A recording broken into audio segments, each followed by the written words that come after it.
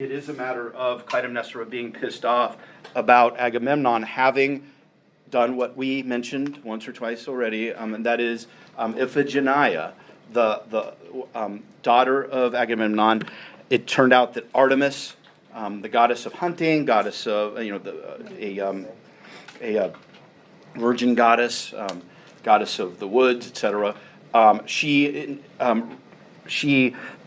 insisted that Agamemnon sacrifice his daughter Iphigenia before the Greeks were able to get favoring winds to be able to get to Troy to fight the Trojan War, which, by extension, and this is another aspect of the anger of Clytemnestra, as well as the chorus of the Agamemnon, different chorus than of the Choiphoroi, or the libation bearers, this idea that what a waste of a war.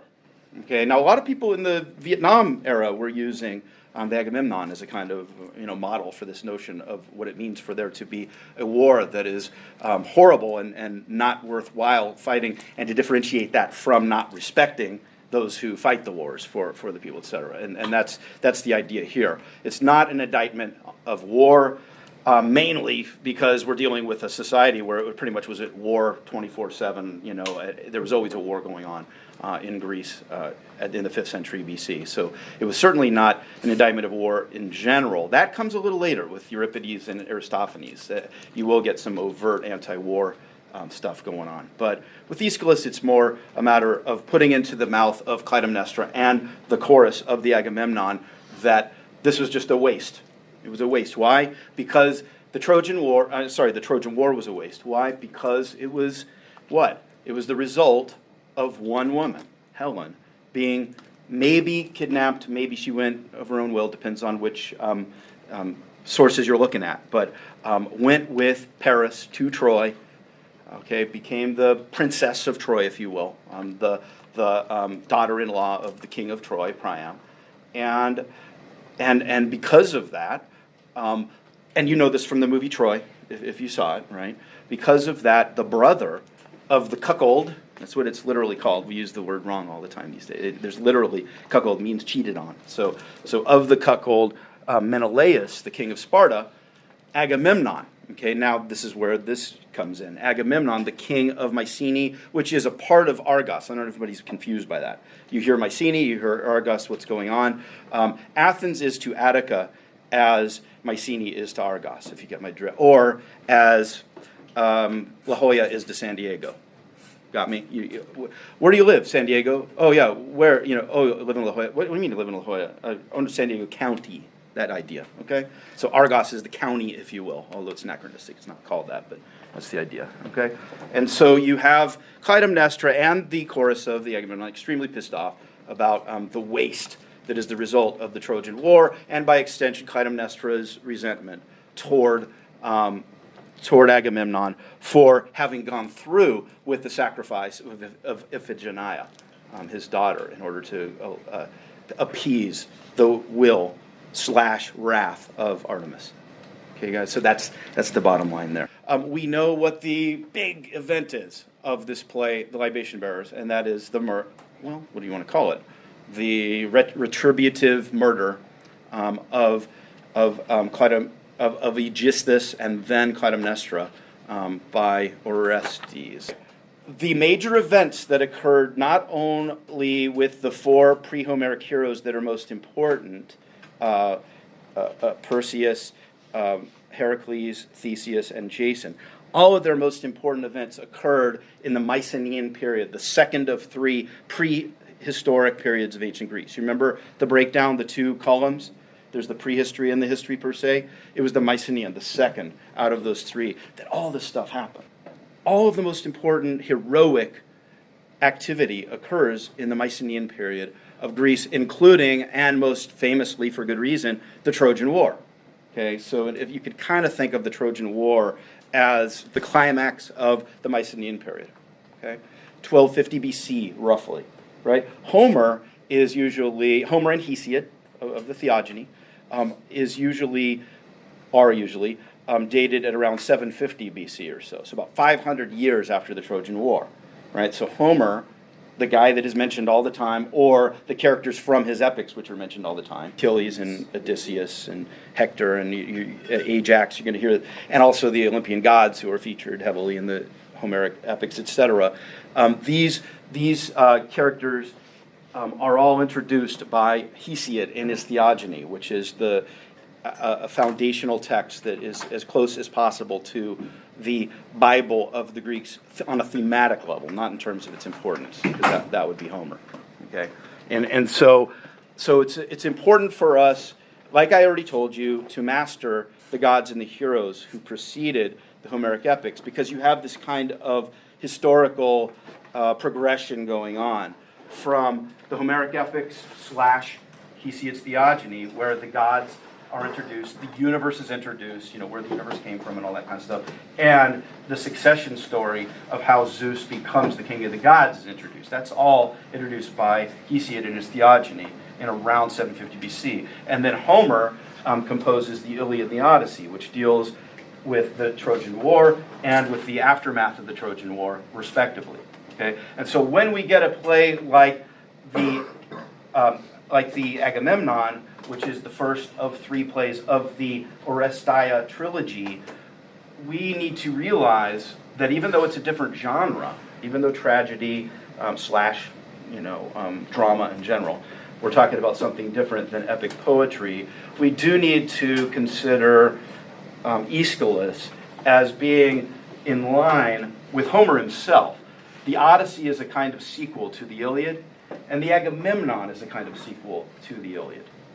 And the one thing that the Odyssey by Homer and the Oresteia trilogy as a whole of Aeschylus have in common is that they follow very self-consciously after Homer. Okay, so these are, examples 1 and 2 out of 10 trillion in ancient Greece for the central significance of the Homeric epics. Okay, for better or worse, there are various aspects that later on would be argued to have been detrimental. For example, as we'll see later in the semester, we're going to spend 1 day on philosophy because we just have to in connection with what's going on here.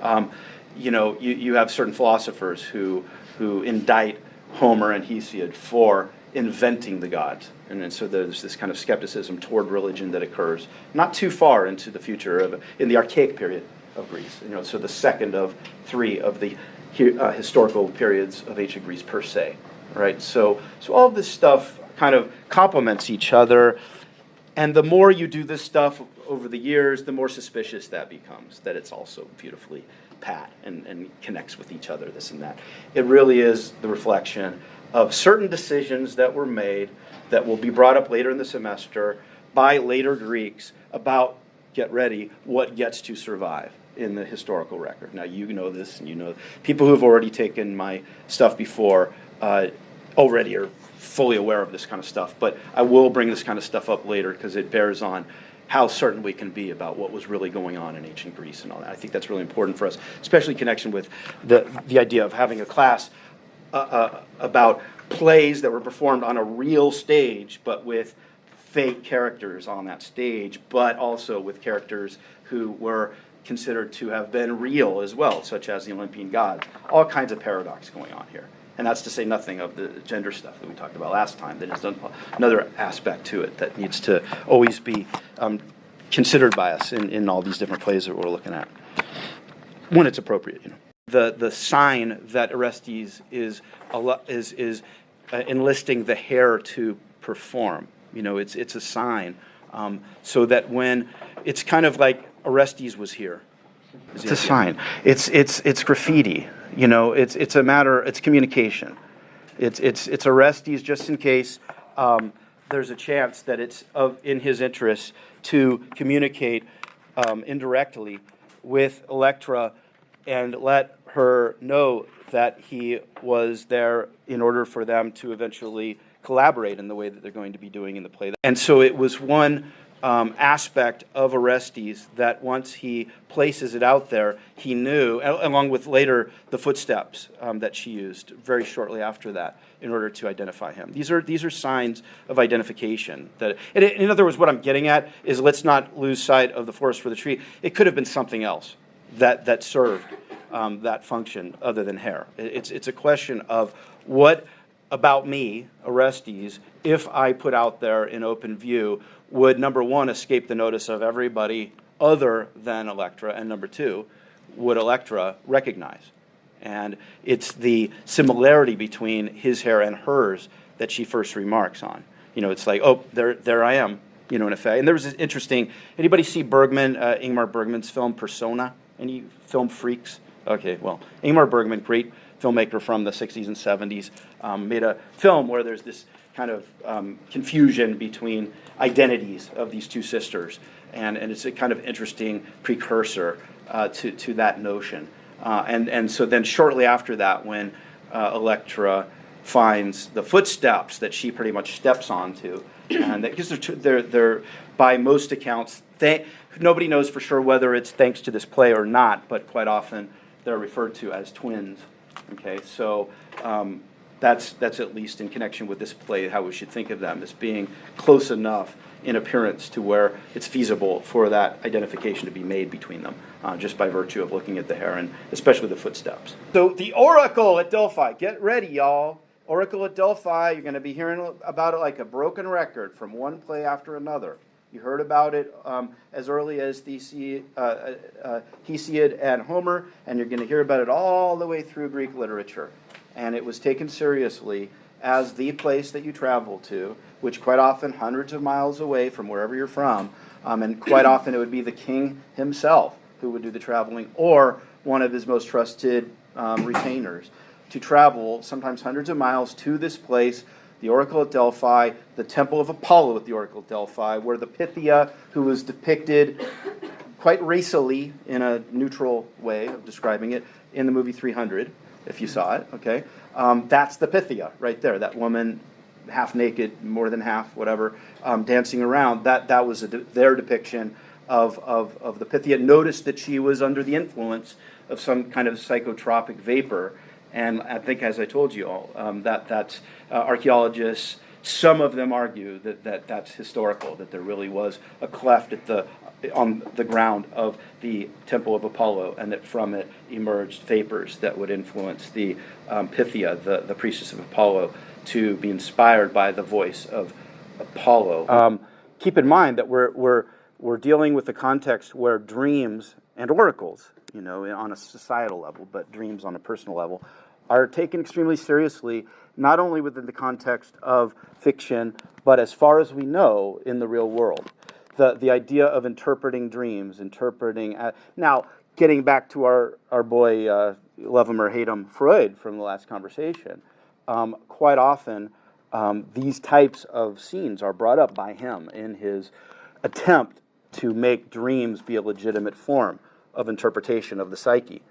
He is doesn't get enough credit when it comes to kind of taking the ball from figures before him, such as Nietzsche, where using ancient Greece as an example in especially Greek tragedy for, now whether or not it's fair, that's debatable, because it is within the context of a play after all.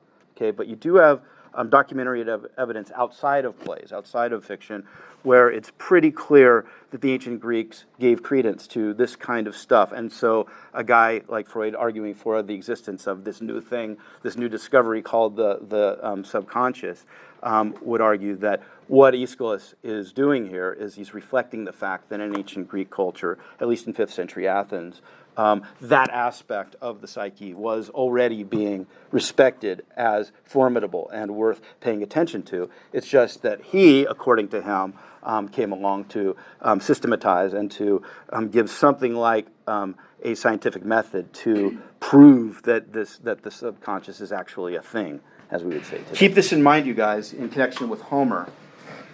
Apollo is to the Oracle at Delphi as the muse who Homer sings to at the beginning of the Iliad and the Odyssey. Maybe you're familiar with that reference, maybe not, is to Homer the poet. So there's this idea that was taken seriously not only in a mythical / fictional, but also in a real-world context, that there was such a thing as media. Media is the plural of medium. Okay, so a medium, a human being who serves as a halfway point between getting the message from a god and then conveying it to either directly to a human being to get the answer, him or her, usually him, self, or as him or herself, in this case the Pythia, her, as the medium between the god and the questioner, the petitioner of the Oracle at Delphi. So these are things that go on in the backdrop, the Oracle at Delphi being the most important, of divination and a central role of the Olympian gods in terms of what goes on in the lives of the human beings depicted in the plays. And that all started with Homer. In the Iliad and the Odyssey, it's all over the place. And that was the one problem I had more than anything else, and it was hard to shut up. I'm not one of those annoying classics people in movies who talks the whole time about what bullshit it is and ruin the movie for everybody. But if there was one chance of me doing that for the movie Troy when it came out, it was that the gods, the deities, the gods and the goddesses, the Olympians, had zero role in the movie. And give me a break, because if you read the Iliad, I would go as far as to say maybe the gods have half the time. Nah, not that much, but say at least a quarter of the time in the epic. Things going on between them. They're just as important, if not more important in some ways, depending on how you argue, for the development of the plot of the Iliad. So keep that in mind. When we read these plays, at least we're getting the right blend of divine and of mortal characteristics. So this is an example of a factoid that is important for us to know, but is merely scraping the surface of what ideally we would all have, which is an overall understanding of the 12 Olympian gods, which you get from a class like Classics 310. Okay, so pardon the selectivity of what I'm about to say. It's just one of the 12 Olympians, but here it goes. Each of the Olympians has various functions, various attributes that we associate with them. Okay, Zeus most obviously being the sky god. All right, all this stuff happened after the battle between the Olympians and the Titans, at the tail end of Hesiod's Theogony. And so once you have that battle, the Olympians beat the Titans, and then shortly thereafter is a lottery between the three males who were born in the brood of 6 who came from the Titans. Okay, so there's no explanation for it, but it's also not surprising that within that context it would be the 3 males and none of the 3 females who were considered for what? For which part of the universe they rule. All right? And so there was a lottery, nothing but that. And Zeus wins. Zeus gets to be the king of the gods in Olympus, and Poseidon gets to be the god of, everybody says the sea, but realize that that's metonymic, fancy word for representative of something bigger that the sea is part of, which is the earth level. Okay? But that's not to say that Poseidon is an earth god per se, because that would be a more appropriate label for Demeter and Dionysus. Dionysus, the god of tragedy, of drama. Okay? And so we're going to have a lot more discussions about Dionysus throughout the semester, given that he's pretty much the patron of drama. Okay? So he'll come up all the time in various references and plays that we read, etc. Okay? And then Hades gets the short end of the stick. He gets thrown into the underworld. That's where he will rule forever in the underworld. And we already talked a little bit, I think, about the importance of keeping in mind the difference between the ancient Greek conception of death in the afterlife and that of their contemporaries this early on in the prehistory / early history of ancient Greece, compared to, say, the Egyptians or the Mesopotamians. Okay, very famously, there are some key stories, say, in Egypt, in ancient Egypt, the Heliopolis creation myth being the most famous probably, where you have a sky god who is converted into an underworld god, and it's not even considered to be a demotion. Okay, and I don't want to name names right now, I don't want to go too far in the woods, but it's not considered really to be a demotion. It's like, okay, you're the underworld god in Egypt, fine, that's just as important as being the sky god. Now, you can interpret that how you wish. It's often interpreted to be a reflection of there being a different opinion about death in the afterlife in, say, Egypt than there was in Greece, i.e. a more favorable one, or there are those who interpret it, or there are those who interpret it to mean that in Egypt there was a greater balance between the sense of life and death and a greater realism about the inevitability of it and the fact that we have to accept it and that it's a very regular part of life. But when it comes to Greece, here's the plain landing. All through these plays that we read throughout the semester, if there is one subtext, is that a good word for it? If there's one ominous backdrop to all of these plays, it is the hideous, inevitably plain shitty reality of death and the afterlife for the ancient Greeks. Okay, there is absolutely nothing redemptive about it for the ancient Greeks. Now we have lots and lots of really key passages throughout Greek literature, most famously in the Odyssey, which we're not reading together, so I will tell you this because it's a very important thing to know about. It's when Odysseus, as one of the aspects of his long Odyssey, hence the name of the Odyssey, named after Odysseus, needs to go down into the underworld to find out certain things. Now, those who know the Odyssey know that I'm restraining myself right now, not going deeper into what does he have to find out about what. I'm doing my best to keep things just on the surface here. Okay, so he needs to find out certain things from a seer in the underworld. He goes down there, and on the way, he encounters Achilles after he's been killed. After the Trojan War, he's been killed by Paris in the only vulnerable spot. Blah blah blah. Goes on and on. Maybe if you know about that stuff, fine. If not, sorry, we can't cover everything. Okay, so he goes into the world and he encounters Achilles. Odysseus does in the underworld after Achilles has died, and Odysseus says, "Man, you're the king of all these dead people down here. Lucky guy. I'm nothing but the king of one place. One tiny little island of Ithaca. You're the king of all the dead."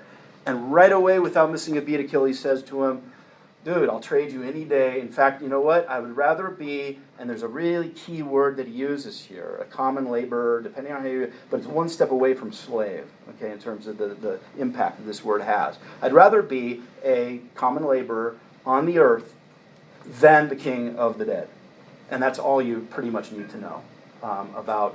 Now, if that were an outlier and everything else were nothing but sunny about death, then I would say, okay, that's an outlier, but it's not. I'm saying it's all you need to know in the sense that it's the greatest epitomization of the fact that for ancient Greece, as far as we could tell, there was pretty much nothing but negative attitude toward death and negative attitude toward what happens in the afterlife.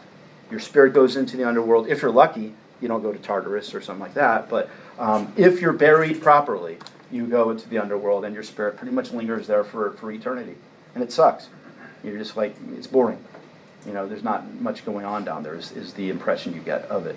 Okay, now there are different later interpretations / renditions of the underworld by authors, not only in Greece but also in Rome, that give some light to the idea of the afterlife, such as the Elysian Fields, if anybody knows about that. That's a concept that comes later, though. You don't have that yet, at least featured very highly. You have it mentioned in Homer, but not featured as much, okay? So that's what's going on, especially when we get into Sophocles, the next of, not especially, also Aeschylus, the guy we're on now. Hopefully you have a sense of the ominousness always in the air about this idea of death and the afterlife. It's not this sunny notion of what's going to happen after you die. And number one, supposedly that's a reflection of the real world and the ancient Greek conception of death. But number two, in my opinion at least, it gives a greater force to all of the kind of emotional impact of the things going on within the plays, because they're all dealing one way or another with the idea of death and the afterlife, and who has to die, who doesn't have to die. If no one gave a damn and everybody was totally happy about the idea of going on to the afterlife, it wouldn't be called tragedy, would it? Right? So you really have to have that at the basis of all of the suffering that goes on in Greek tragedies. The most famous ancient expositor of tragedy, theorist about tragedy, Aristotle, the philosopher, doesn't get much into this stuff. For him, he deals with the emotional impact that tragedies have on their audiences. Catharsis is the emotion, the cleansing of the emotions through watching the suffering of others that within the context of the play you feel terrible for them, but in the real world where you're sitting in your seat, you get to go home and have your dinner afterwards. Yay! So it's this idea of catharsis, watching these horrible things go on the stage, and then suffering within you for those characters, but then walking the hell away from it all going, oh, I love my life. That's catharsis. See, that's a side of catharsis that isn't talked about as much as the part where you're going through the anguish while you're watching the play. But that's only half of it. It's the fact that you get to walk away afterwards. And so, as with a lot of things that we mentioned in this class, the ancient Greeks invented that very concept of catharsis being a good thing. That purgation of the emotions being something that is valuable for the reasons that I just said. We have to talk a little bit about Orestes and Electra, I would say. Let's jump to line 1065 of the Libation Bearers. And the chorus at the very end of the play says, "Good luck go with you then, and may the God look on with you," sorry, I can't read right now, "on you with favor and guard you in kind circumstance." And then here on this house of the kings, the third storm is broken with wind from the inward race and gone its course. What are those three storms? Three storms. What are the storms? Iphigenia slaughtered for the sake of the wind that will get the Greeks to the Trojan War. Agamemnon being killed by Clytemnestra and Aegisthus. And now, boom, Aegisthus and Clytemnestra slaughtered by Orestes, the son. So this is this is a trilogy dealing with one of the most important topics, not only in a mythical context, but also in the real world, which is the very idea of retribution. Because we're dealing with a society where, let's not forget, we're within shorter range to the very first law code given to the citizens of Athens, in the case of, we're actually talking about these things in Athens, even though the play is not set in Athens, okay, than we are to the founding fathers of the United States. That's how close these Greeks are, whose play this are dealing with. So it's very new stuff, this idea of, on the one hand, allowing yourselves, the citizens, to be, in effect, ruled by the laws, to abide by them, agree to abide by them. But yet, on the other hand, to find some sort of balance between the idea of agreeing to be a society and to abide by the laws, yet at the same time to avoid the laws being as harsh and strict as they were in the very first iteration for the Greeks, which was the law code of Draco, and whose name in ancient Greece means dragon, to give you some idea. Okay, so these questions of retribution and getting back, revenge, and all that, who are we talking about in the most obvious case? We're talking about the state. The idea that we citizens, this goes with us as well in the United States, we give the right to our government to punish us citizens when individuals within our number do things wrong. Okay, so as simple as this sounds, it's important for us to tie these ideas of retribution with the realities of everyday life. And that's what the Athenians were grappling with here. Let's not forget, we're dealing with Athenians in particular, dealing with these, performing these plays and watching them and talking about them and writing about them, etc. And so, where does it end is the big question in the air, right? Where does this end? So you have three things. Now, the three storms, mirror Uranus, Cronus, and Zeus, the three stages of the succession myth that led up to Zeus being the king of the gods. Olympus.